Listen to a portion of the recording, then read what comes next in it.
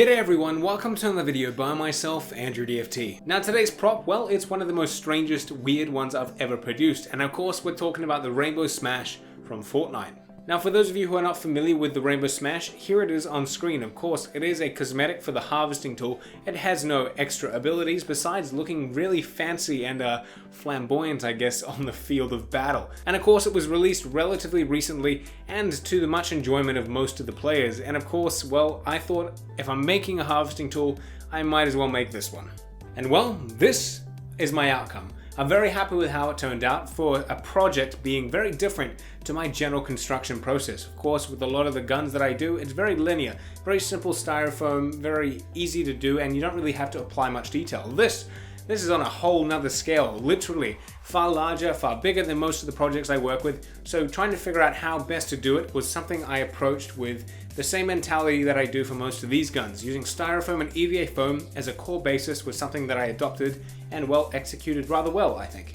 So on screen now are of course some stills from my production process. The main bulk, like I said, was made out of EVA foam, and it relied on me just slowly kind of building up that 3D edge. Now luckily this is a very simple construction. It does look rather difficult, but really just thinking about how to piece these pieces together to make the overall object wasn't really that hard.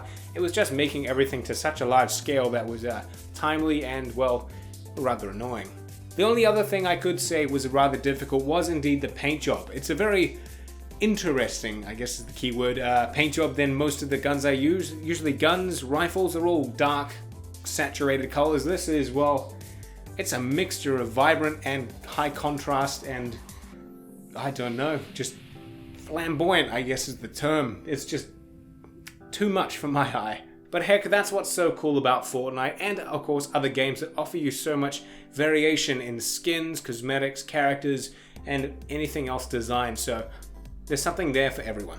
So of course, if you do ever produce anything that you want to share, you can get in touch with me on my Instagram. You can tag me into your post, Andy_DFT, and I'd love to see it, and I'd love to give my 2 cents of feedback on how you can improve, or just that you've done a fantastic job and I can't wait to see more. Also, if you haven't noticed, I put all my Fortnite stuff on the display board, so now it's a bit more oriented and not on the ground anymore. And of course, I've got a space down here for more.